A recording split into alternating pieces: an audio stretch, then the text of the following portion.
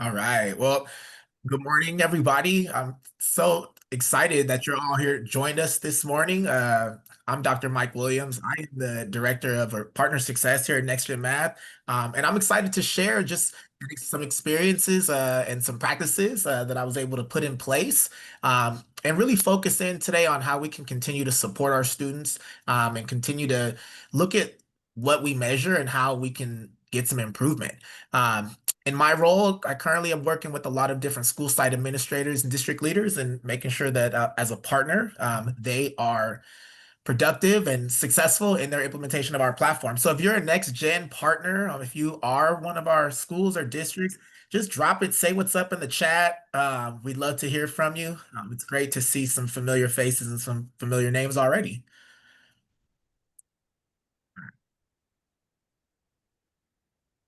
Aaron, Yost, you want to just say a quick. Good morning, everyone. Thanks for joining. I do see a lot of our current partners in the room. Love to hear you light up the chat. Just a quick hello. Yeah, thank you so much for being here today. Super excited to get on with our PLC time, but more importantly, just to connect with everyone. Looking forward to a great morning. Awesome. All right. See, Ontario Montclair's here. Good stuff. All right. So let's go ahead and just take a look at our agenda for today. Today, welcome. We've done our welcome and talk a little background today. I'm going to be sharing some experiences that I had just really working and trying to move a school forward instructionally. As school and site leaders, we're all extremely got a lot of things going on. We're getting pulled in a ton of ways. So I'll talk about some of the challenges with math growth. We'll talk data and PLCs and how we can work to transform our processes. And then we'll talk a little bit about how NextGen can really help us in sort of supporting and getting that actionable data into our classrooms. And then lastly, we're going to leave you with a handout. You'll get a copy of today's presentation, but a handout with some links just to the data sources that we utilize today. I'm hoping this is interactive. Like I said, if anything resonates with you in the chat, just go ahead and light it up. We love the communication. See, we got Gary Bugash coming in, the Principal's Challenge. So good stuff. All right, so let's go ahead and move on forward here.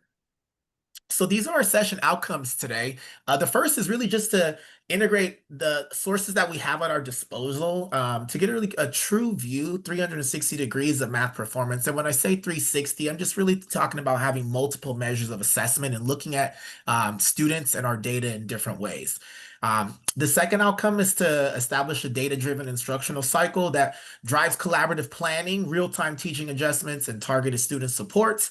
And then lastly, really just thinking about how we build a culture of shared ownership for math outcomes through systems that sustain continuous improvement. So all that to say, I'm hoping that you'll walk away today with, even if it's just the nugget of something for your leadership or something for the work that you do with kids, to take that back and try to make some good things happen for kids in terms of their math achievement.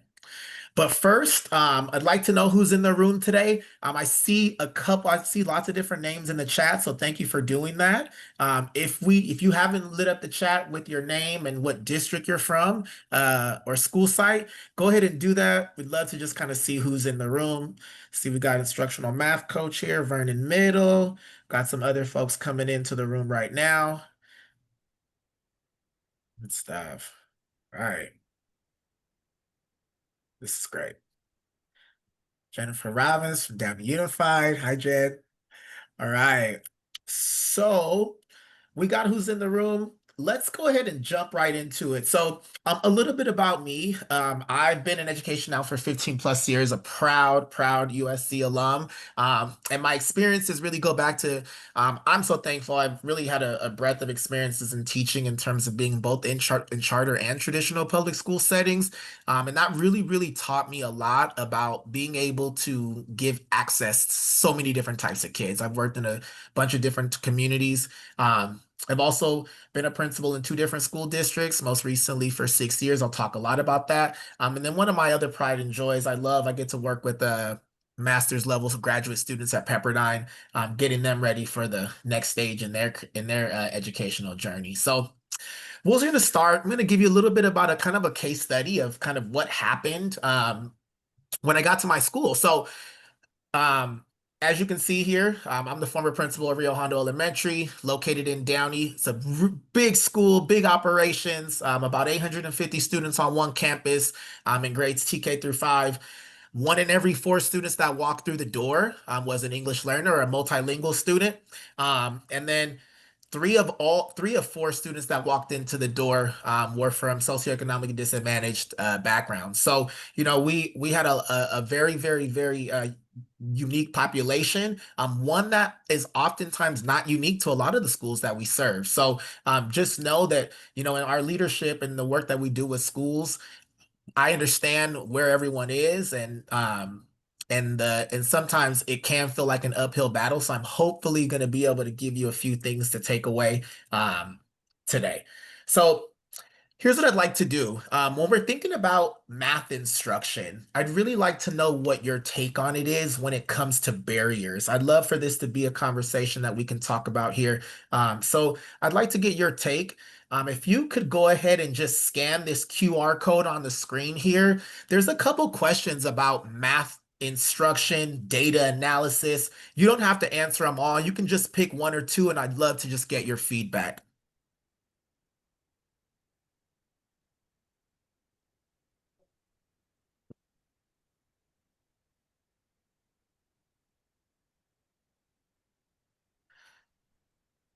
I'm also going to drop that link into the chat for you as I jump into that Padlet so we can see the live responses here.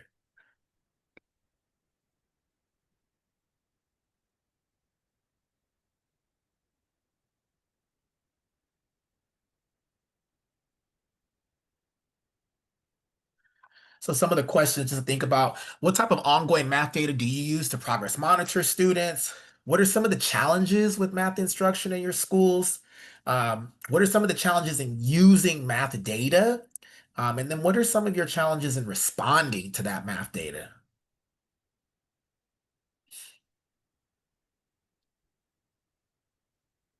Hmm.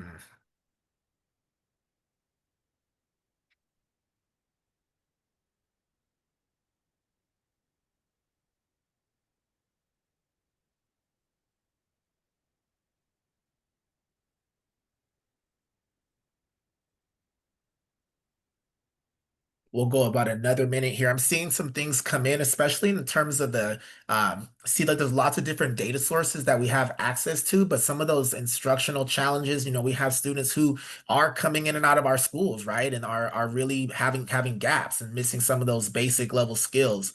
Um, Adopted curriculum isn't the best, and there's a lack of use of manipulatives in our schools, right?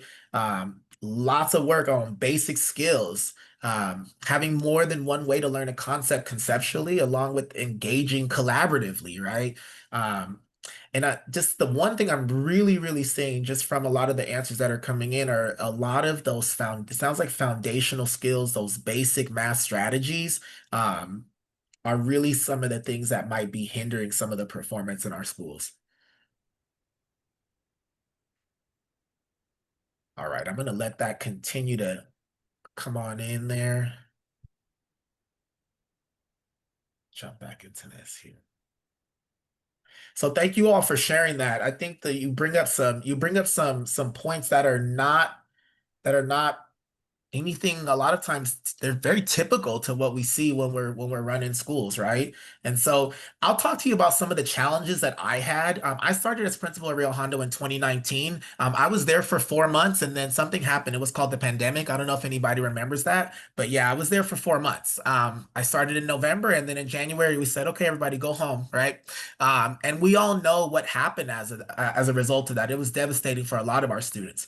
Um, so when we were able to kind of first take our first set, we came back, we got ourselves back situated. We only had 37% of our students meeting or exceeding standards in math. Coupled with post-pandemic concerns and learning loss, one of the things that came from my staff is that they really felt like there wasn't any time in our core instructional day for intervention for math. They felt like they were doing a lot of core work, but there really wasn't a time for intervention. I also saw as I got to my campus, and I had to be honest with myself. I don't know if any of you guys have seen this. You can light up the chat if you've seen it. Have you guys been walking classrooms and seeing what I call islands, right? You walk into one classroom and everybody's teaching math, but everything looks different, right? Every classroom looks different when you're walking in, and it can be kind of isolating. Um, One of the things at our site also is that we would have data days where at the end of every trimester, we would report out our data. But then that was it. It would be one PLC leader standing up and talking about their grade levels data. And there really wasn't an opportunity to have deep conversations about kids, about actual growth and practice, instructional practice. And then, I would I would assume, or, I think that for us, one of the things that was really challenging for us is we had a release time structure at the time, where grade levels were released to work together in PLCs, but we would have three PLCs in one classroom and me. So as an instructional leader, it was really challenging to be able to navigate some of those conversations with teachers. And I was the only one there. So I remember there was one time I was having a really solid conversation with the kindergarten team and we were making some really good progress. And 2 minutes later, I needed to run over to the first grade team. And then the second grade team was also there. So it was just really hard to have those deep conversations with our teachers. So what we decided to do is we really wanted to make sure that we kind of knew what data we had at our disposal. And I knew that we needed to really spend some time locating and analyzing that data so that we could get a kind of what I call a 360-degree view of math. So looking at it from all angles. So what I'd like to do with you guys today is to just find some data from your school site or from your district, whatever role that it might be that you're in. So I'm going to start with the California School Dashboard. I know we have some Nevada folks in here. The next one that I'll be going over is the Nevada Report Card. So if you're familiar with that, you can go ahead and find the Nevada Report Card. We're going to drop those links into the chat so that you can search your site and just find your most recent year's data. So we're going to call it the 23-24 data. If I go to the school dashboard and I search Rio Hondo, I'm going to find my school here. And then I'm able to take a look at how we did in math for this school year. The California School Dashboard, and one of our colleagues will talk about this a little bit more, but the California School Dashboard is really great because it gives you an opportunity to see not only where your status is, but also how you've made change.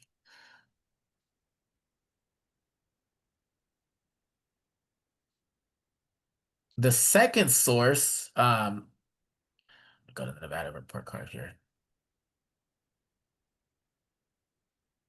So for our Nevada partners here, in your Nevada report card, you'll go down, you'll just enter your school's name. I know we partner with Goins Elementary as one of our partners, and you'll find that proficiency in math right here.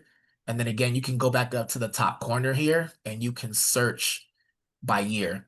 What I found this to be beneficial as a school leader is that oftentimes when I was a principal, oftentimes my data was given to me. Somebody else had already disaggregated it and it was handed to me. But I hadn't had the time to really dig and look myself.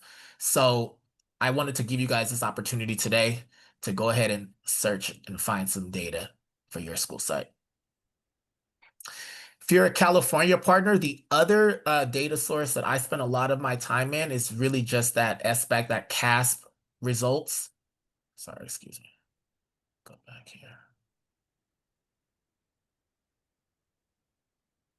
I don't know how to go over there. So the CASP results are here. You'll just click on to the site and then you click into English Language Arts and Math. You'll search your school. And then again, you can toggle between years. And then you can find your most recent math data. If you toggle between the years, you'll be able to see the different data sources and different data amounts there. I'm Dr. Williams, wondering if any of our partners want to share any of their successes this year as they look at their data and light up that chat. Anyone have Yeah. any huge wins in any of these areas?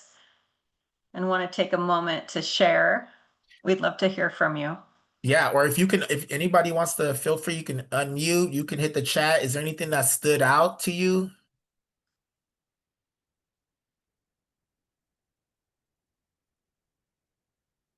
Give me some time to search.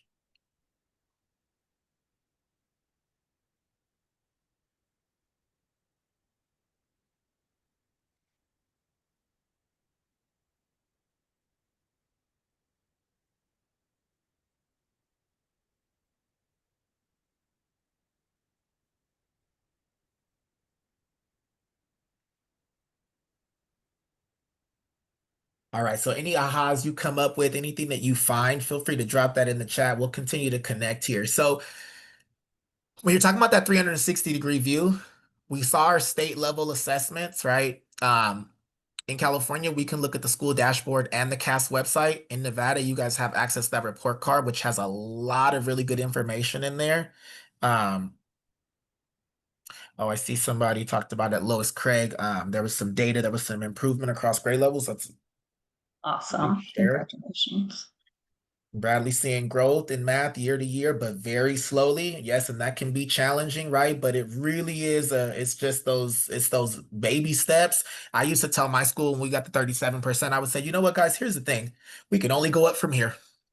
That was what we just tried to do. We just wanted to get an upward trajectory. So on top of those state level assessments, a lot of us are using site level assessments. I just put some of these examples here. How you get your interims or your benchmarks that you give in the district, whether you use iReady, Next Gen Math, Illuminate. So what I want to show you, I'm going to hand this off to Yost because a lot of these sources let us drill down and get a little bit more granular about knowing who our groups of students are. So I'm going to hand it off to Yost.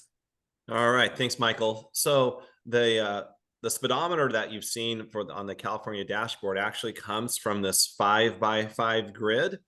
And it's designed basically for two big ideas. One is status, that's your color.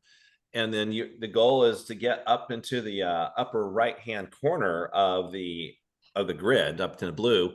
But there's also a celebration for growth. A celebration for growth. I'm sorry. You're So there's good. also, go ahead. You're good. I'm good. Okay. And so there's a celebration for growth as well. So you want to move up towards your status up to blue, but on the left-hand side, that's a celebration for growth as you're growing closer to gaining points towards your overall goal. More importantly, though, is that the 5x5 grid will highlight your student groups, your significant student group populations. So you'll not only see what color, which is status, but you'll also see their growth as well. And so from this dashboard, you can see right away which groups are trending in green, and then also the groups that are trending in yellow. And so that gives you a real good insight as to the status and growth. So the dashboard is really designed about, we want to grow, and we celebrate that growth with point growth, and we have point growth that we just see in our chat. So we celebrate that, and you can be moving into those colors up in the blue and green. So growth and status is what we focus on.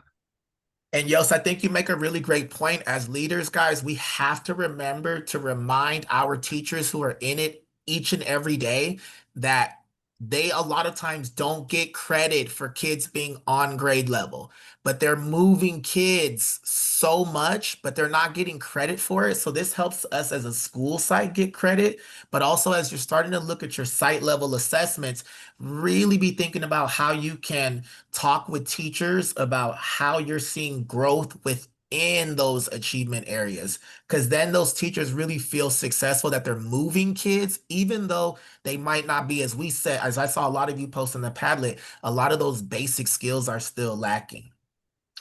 So we talked about having a 360-degree view. We talked about our state dashboards, our CASP or SBAC results, looking at data breakdowns by subgroups, and then looking at our site level assessments. So that really helps us frame sort of how our schools are doing as a whole. So Now I want to talk to you about when you're thinking about you've got this data. And now, as leaders, the hardest part for me was doing something with it. How am I going to take this information that I'm getting year after year? And mind you, this is information as we talk about assessment of learning. This is assessment data. These kids are already gone a lot of times. After they take their SBAC, their CASP, all of those assessments are done. The kids are now in a new grade level and they're new seats, right? But what is important is to progress monitor so that you can see what type of growth you're having. And that work for me started living in my PLC process. So what I'd like you guys to do in the chat, on a scale of 1 to 10, 1 being not so hot, 10 being the best, how effective are your PLCs at locating, analyzing, and responding to data? If you could just flood that chat 1 through 10. Yeah, Mr. Bagash, Principal Bagash over there at CRAM has done a lot of great stuff with his PLCs. Oh, Seeing great gains. All right, we have different areas. Okay. Hey Monique, I just saw you there. Chanel. Okay. Right. So we've got varying levels of how our PLCs are locating, analyzing, and responding to data. And I want to remind you of the challenges again that we had at Hondo.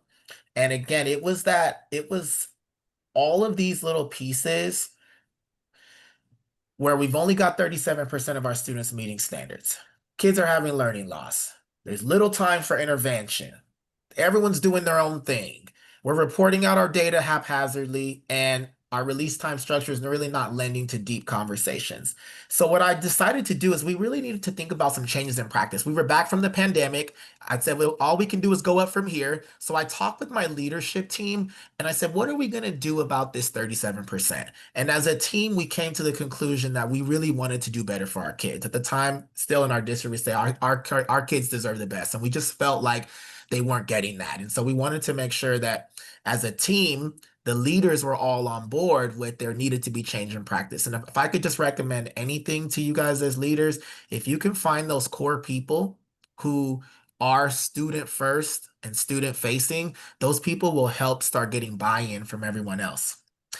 The second thing we did is we looked at our daily schedule and we decided, we needed to decide where are we going to find some time. So what we did is we looked at the afternoon and we built out some time to focus in on math intervention. And so what we were able to do, and this might look different in every school, depending on what your model might look like. But what we did is we took 30 minutes each day and we built an intervention model where we would add an interventionist or a sub teacher, and we would have that teacher take the enrichment student. So if you've got 5 teachers in a PLC and you add a sixth one, the sixth teacher is going to take the enrichment kids. And what that does is it gives the credentialed teachers now fewer students to work with in a lower to student teacher ratio.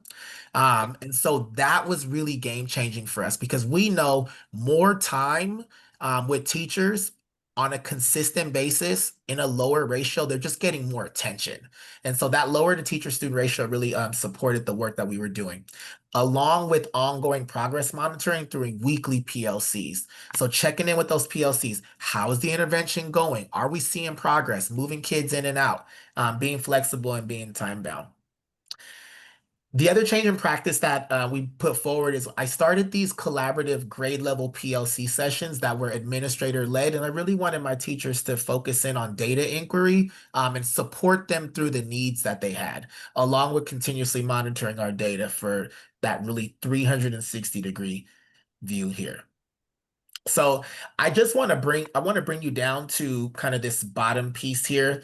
When we would sit down and talk as teams, one of the things that I realized is that as I asked questions of my teachers, they were no teacher shows up every day and says, I don't want to do good things for kids. But sometimes they're lacking the things that they need. And so one of the things that came out of these conversations that I was having with teachers, I was doing it on a trimesterly basis, was that some of them were saying we need student math tools. This came up in the Padlet. So I utilize my Title I funds to get more manipulatives. Some of them said, hey, we need some other supplemental materials. We're trying to do formative assessments during intervention, but we don't have whiteboards. So I funneled that support to whiteboards. I worked with my PTA to see if they could provide me with any support. Some teachers just said, we need time. We just need a day to sit down and just look at the unit. We are one day ahead of our students. And so I would give them a release day and say, hey, just let me know what the plan is and what the outcomes are. And I would check in with them and see if there was anything that they needed. And for some grade levels, it was, you know what, we're really stuck. We're having a hard time teaching this unit. And so we would work with our instructional math coaches at the district to have them come down and do some modeling or some different things like that. So really, by being present in those PLC sessions, it was really helping me understand what was happening in my classrooms on a daily basis from the teachers. So I want to get your eyes on this for a second, you guys. So this is a report that comes from Illuminate. And what we're looking at here is each of these lines is one classroom. So this is an end of unit assessment. Is there anything that stands out to you? You can unmute, put in the chat. What do you notice here just by looking at this chart? So you could call this teacher A, teacher B, teacher C, teacher D, teacher E. What do you notice about each of those lines? Anything stand out to you as data analysts? Aaron, Yost, you guys seeing anything that stands out? Right. I would echo Claire's comment, teacher E exclamation point, looking Yes, at teacher the E has one student. It was a special education classroom that was actually funneling into our mainstreaming into this grade level. Mhm. Yeah. My wonderings is teacher A with the exceeds at 61%. Mhm. I would want to know what's going on there. But it's also interesting the looking at the not met category too with teacher A and teacher D. So similar challenges there. So one of the things that what we got into this culture of inquiry. And so what we decided to do is we really need to deep dive into data, but it really is for the purposes of us continuing to move the needle. And so we always started with those do for guiding questions, right? What do we want students to learn? How do we know if we learned it? What are we going to do for the ones that don't? And what are we going to do for the students that do? And so that was a big focus. As we're looking here, I would be interested to know 100% what is happening in teacher A's classroom to where they get 60% of their 61% of their students to exceed standards, right? Um, and maybe sharing those practices with the team during those PLC conversations can give us some leverage in what we do next. Secondly, what we would always talk about is that this is a snapshot in time at the end of that unit. The next unit that comes up, this might look completely different. And teacher D might have a bunch of students that exceeded standards. And so now we want to pick their brain and find out what they did in practice. So just some questions to think about, which classrooms are achieving well on a concept, which instructional strategies have been effective. And honestly, sometimes this was a conversation starter for me for teachers that might have needed some support. How can I help you so that you can help kids? At the end of the day, it all goes back to our kids. And so this data was not just about how students had performed, but it was more about researching and having teachers take collective responsibility for each of their students. Because we started just at one point saying they're all our students. So we lived big time in multi-tiered systems of support. That was another big aha that we had. When our core was strong, when our tier one was strong and everyone was getting access to a really solid core instruction, we didn't have as many kids that we needed to be in tier two. And we started to really get away from referring students to special education and things like that without having a process that we went through of seeing them go through these tiers. Is anybody else in here utilizing MTSS? Is that a part of your process? And if so, I'm wondering just kind of what that might look like, how you're using the MTSS as bang for your buck. Feel free to share that in the chat because it's all good to share. April. So our time is precious as administrators, right? It's really we don't have a lot of time, but we have a lot of responsibilities. And so one of the things just to think about when you're getting ready to plan an instructional cycle, right? You're going to think about when do you want to meet with teachers? Are you going to be doing it on a bi-weekly basis, monthly, quarterly, trimesterly? At my school site, we did it on a trimester basis because that was really all the sub days that I had. So we would release the teachers for about 90 minutes at a time. I was there with them for the duration of the time, and that focus was just on that data inquiry. And I would make sure that I spent time asking questions that were surrounded around the following terms. I'll show you a little doc in a second that kind of illustrates this a little bit. When you're getting ready to set up that agenda, really be thinking about what are you seeing on your classroom walkthroughs? Are you seeing islands? Or are you starting to see consistency that you want to point out to that grade level and continue that momentum? What are some of the site and district initiatives that you're being expected to do? I would always tie back to what does that look like in terms of how that supports what we're doing as a school site or as a district? Because sometimes we have teachers that there might be some outliers where they're doing some other things. I was always in the hallways listening to what the teachers were saying, listening to those conversations when they would come out their doors and talk about how frustrating something was. I'm saying, tell me more about it so that I could figure out what resources it was that they needed. And then obviously going back to my leadership team goals and that MTSS triangle. So practical, just sort of setup for a PLC session, it's really important. What I've found in moving a school forward is that the more you are present as the administrator, and I've seen some really great people. I was watching Gary Bugash's video the other day. Gary, I keep watching that video. I love that he does a principles challenge through Next Gen Math, you guys. And if you haven't seen the video, you have to watch it. I love just like I'm like if I was a kid, I would be motivated because you're present, you're there, they know you're invested, right?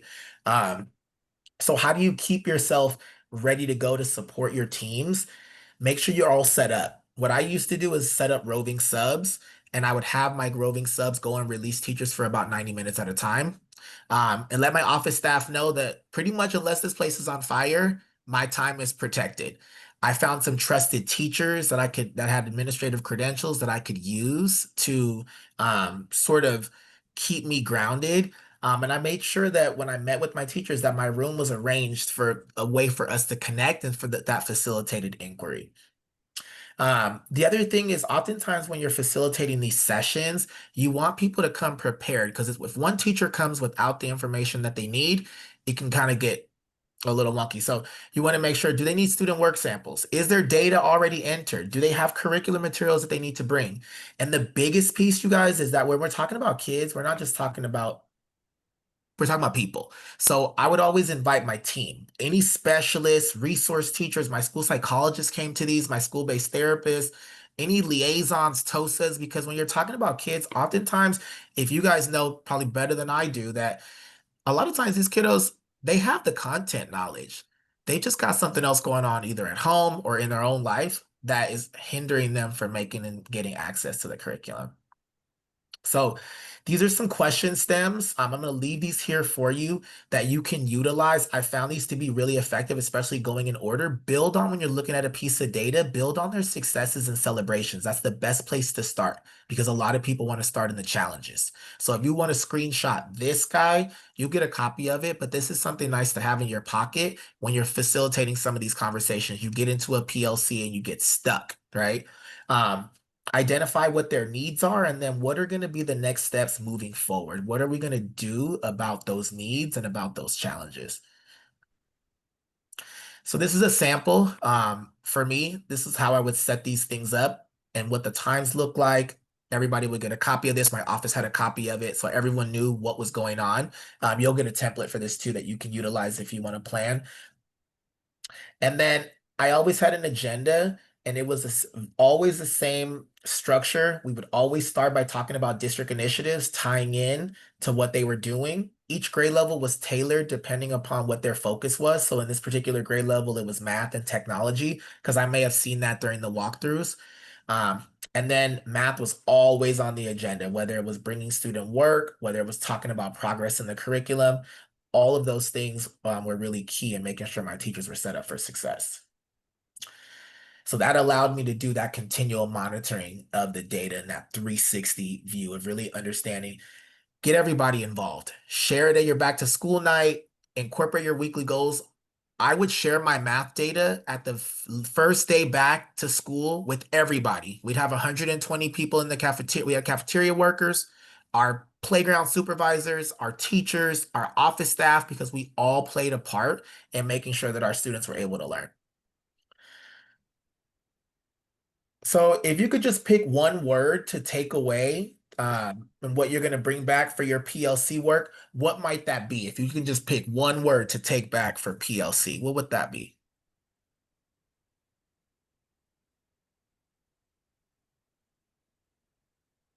Consistency. Yes. Yes.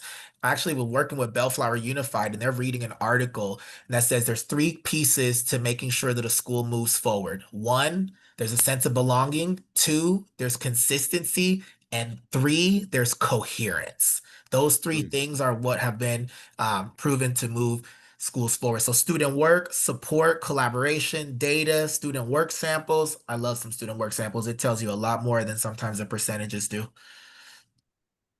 So, did it work? Looking at the data, having conversations, facilitating these PLCs, did it work? Here's the results. So, Mm. over the course of 3 years, we were able to move from 36%, 37-ish percent proficiency to almost 44% proficiency. And this was done, you guys remember, this is post-pandemic. This is when kids had learning gaps, learning challenges, but that was really because my staff was all in. They were vulnerable and they were all about doing the inquiry. It was hard on me. You had to ask some tough questions, right? Some rough questions sometimes on practice, but every year when I got to show this to them on that back to school assembly for all the staff, they started getting the buy-in because Mm. everybody wants a little bit of that success, right? Once you start getting that success, everybody wants that. Aaron, were you going to say something? Nope, I'm good. Gotcha. That's great. Congratulations. That's what Hey, I have to thanks. say. Good So job. then you can look here in our California school dashboard too. If we're, as we're still looking there, you've got from our first year, we were essentially in the orange, 37 points below standard. The following year, we moved to the yellow with an increase of 10.5 points. And then the year after, we ended up being in the green with an 11-point jump. So you can see that that work that we were doing really was yielding progress for our students.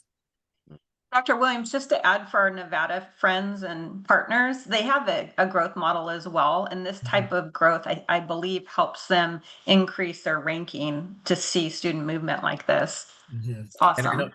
and I know that I've been a lot of schools in Nevada that have been using next gen math that have moved those stars, right? Those star ratings have been going up. So that's pretty. Yes, absolutely. So what I did is I just wanted to make sure I could track, and this is sort of the how I was able to kind of just understand what was happening in my school. So if you're looking at this, what does this tell you as a leader? What are you seeing in these different tested grade levels based on the percentages? Essentially, these green boxes are cohorts. This is a different cohort. These are kids that have gone through the school over the course of 3 years. But is there anything standing out to you that you see in these grade levels here?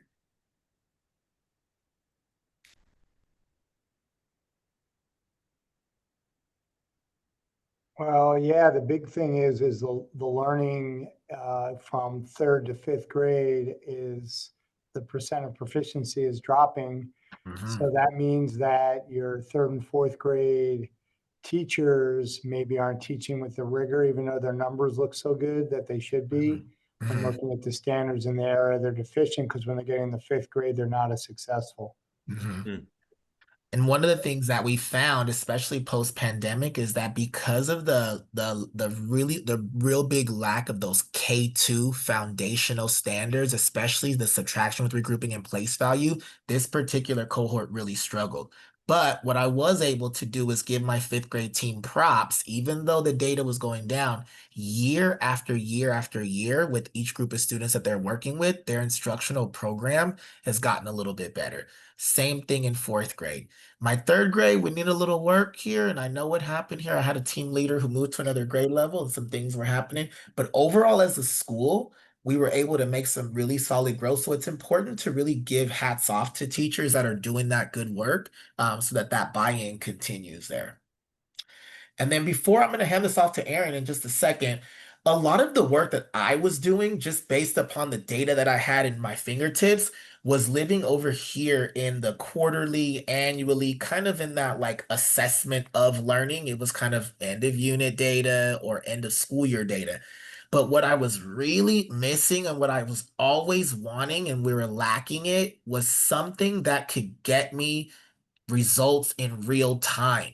Those minute by minute, daily and weekly assessments, we were just lacking those. And this is why how I ended up in Next Gen Math.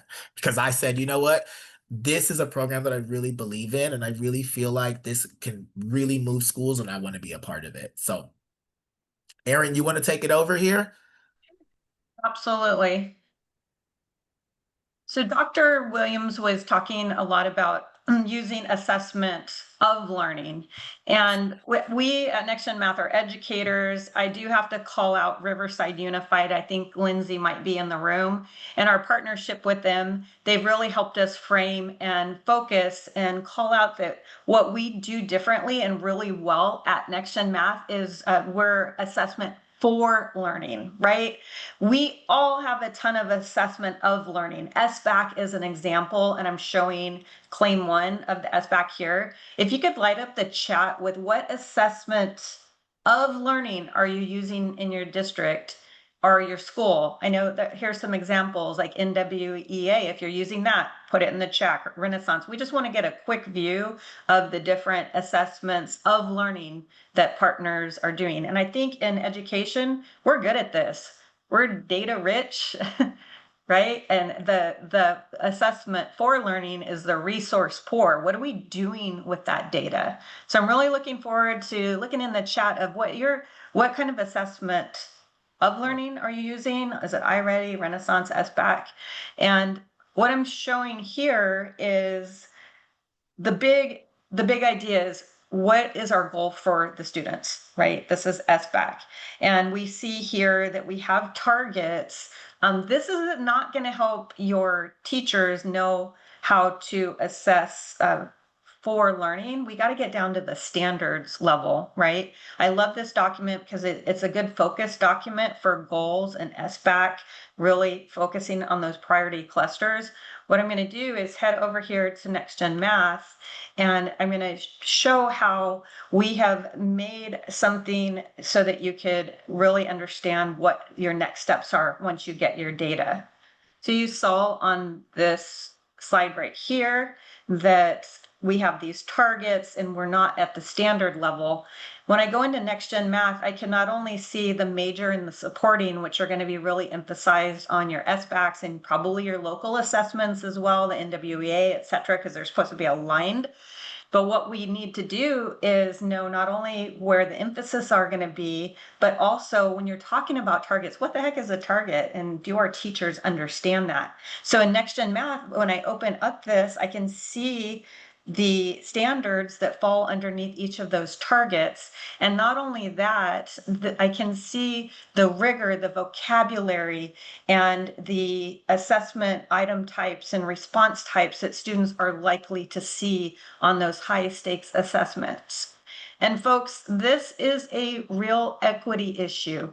If we are not exposing students to the language, the rigor, the format of that assessment for their learning, then how are they ever going to achieve at that level?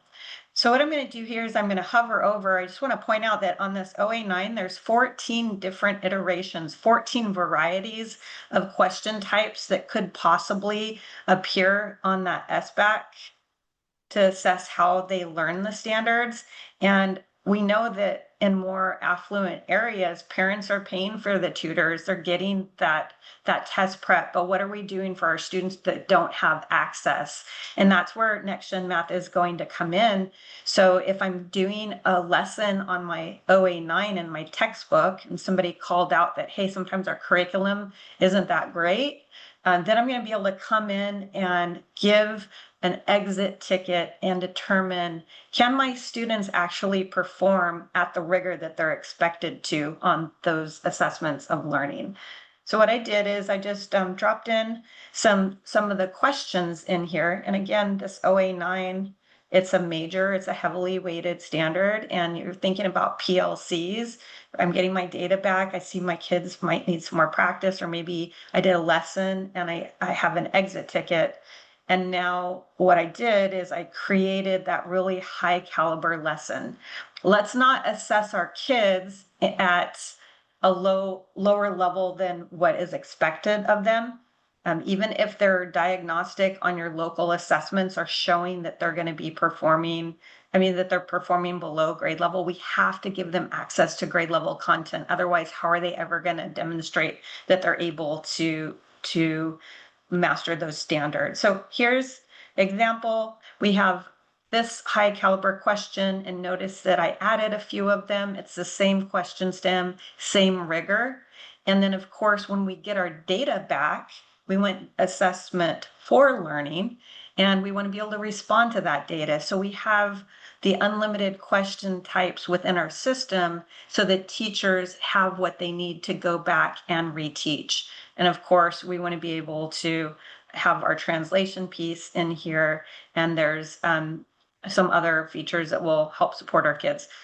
I showed you the print. Of course, we have a digital version of this. And so in real time, I can have my finger on the pulse of how students are progressing towards those end of year expectations. So what I'm showing you here is just the different questions that I put on this assessment. We have a keypad and then a calculator as well if questions require calculators. And there are tutorials, quick videos on how to solve the problems for students that need that reteaching. And then, of course, we have AI lessons as well. So in real time, our students can get that reteaching even without the teacher assigning it. And we call that our real-time PLC, right? There's no teachers too busy to get back. Students get their results and they actually in real time have their reteach through that video. So this is just the big idea within Next Gen Math. You can create an assignment that's aligned to your curriculum, whatever standards you are working on, whatever the pacing guide is focused on. You can create those in the moment quick checks. And then Yoast is going to show you what you do with that, right? Got data, now what? If you have data, so what? What are we doing with the data? We want to use it for student learning, empower the teachers in real time to respond to that data. And I'm going to stop sharing here and turn the screen share over to Yoast, who's going to demonstrate some of that data. Okay, thank you, Erin. And so I'm now in the assessment data. I have this assignment called, it's from a district middle school coherence data. Anywhere where you see district, you can think district, school, teacher, etc., PLC.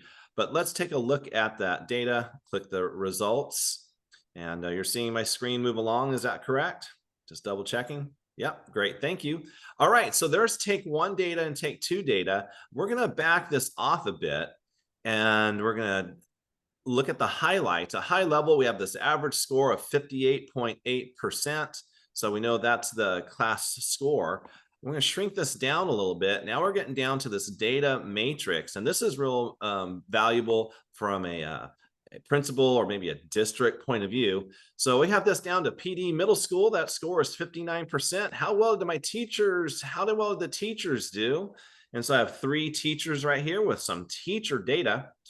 And so I know how well those scores are there. But what about domains? Okay, this is middle school domains. Here are the domains that are coming across. If we look up here, we have a 5th grade domain, 6th grade, 7th grade, 8th grade. And so this activity obviously has standards from 5th, 6th, 7th, and 8th grade. So if I'm curious about how well the kids are performing on standards, I could look at the standard level. And I'm just letting you digest that, which grade are they excelling with, and which ones are they challenged with. But this is standard data. I'm not sure if standard data is going to move anything. So I think what our teachers would really like is this STEM level data. When I go over the STEMs, let's just check out each one of these. This is 5th grade, the basis for ordered pairs. That's a great problem. And then getting into 6th grade, we can see how those ordered pairs are now becoming lines and predictions of proportionality. 7th grade, of course, you have that rate from the line, and we use that rate with mixed numbers here, numbers greater than 1. And then we're leading all the way up to this graphing problem. And so these are the 5 problems that the kids were working on, and that each teacher has the ability to drill down all the way to their students to know how well students are doing on that particular activity. What I'd also like to highlight is that I'll go into a teacher account in just a moment, because this is like an administrator account. We're going to fast forward, let's say about 2 weeks. There's 2 weeks of instruction that's taken place. We can issue a retake. We'll do a retake. We now this take 2 data, now it's 75%. Back to take 1, it's 44. But let's go to the summary level. Let's see what this growth over time looks like. I'm going to back off this from STEM standards, and we'll look at the overall growth is 16. So they grew by 16 points. That's a growth piece, right? That growth. Looking at domains, we have various colors, just like you saw earlier. Colors are like status. So we have the colors for status. We really like the blues and the greens. You have some yellow. We'd like to increase that. But we did have growth, and we know that we need to grow in certain areas. And we can also go all the way down to the STEM level. And this would be, as an administrator, I would understand what's really happening across my teachers and my classrooms. Okay, so this is from, let's say, a district school, maybe a PLC level push out of data. Now let's take a look at what the teachers can do, because this is really where growth is going to take place. I'm going to shift over here on the left. I'm going to go to schools.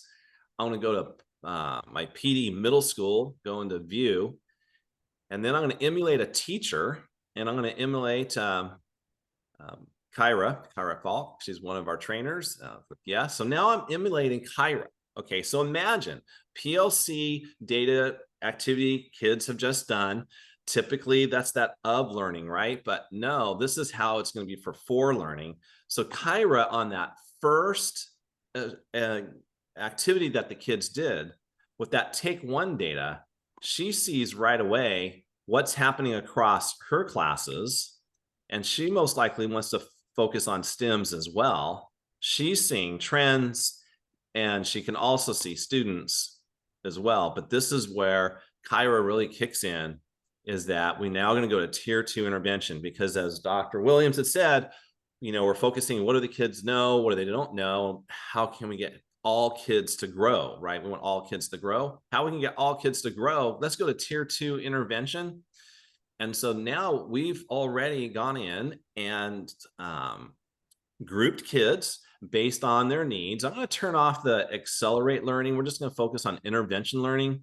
I'm also going to focus in on just one section. So let's say that's my first period class. These are the 6 kids. These are the 6 kids that need additional time, practice, tier 2 intervention with this great graphing problem that's right here. So Kyra right away with that data that came back can now go ahead and start teaching kids how to graph properly, etc., having resources at her fingertips, and also being able to push out assignments from the platform right away. So this area of intervention, and we can also accelerate up. We can also go from success from a STEM and go the other direction up for the next logical learning point.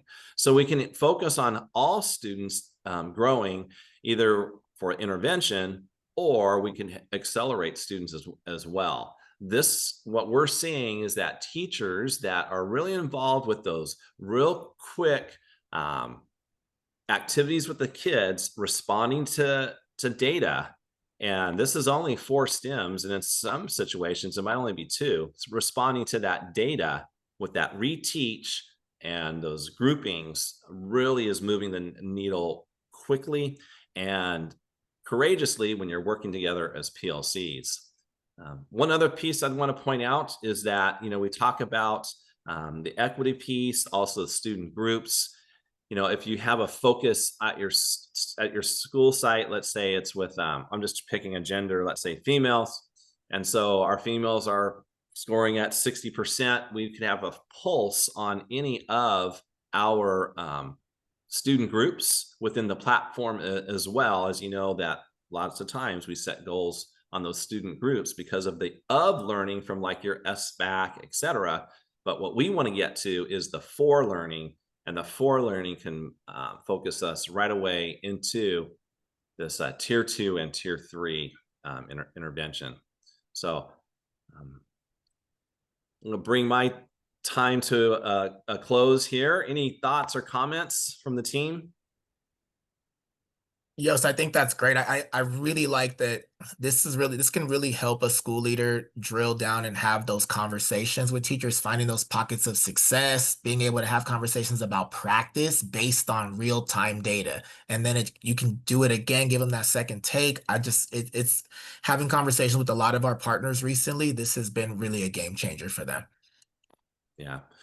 And we've had partners, our Nevada folks use the NWEA, and our partners have said that they can see growth on the local assessments in between, right? Because the CASP or the SBAC is end of year. So it's nice to be able to monitor that throughout the year on your local benchmark assessments as well.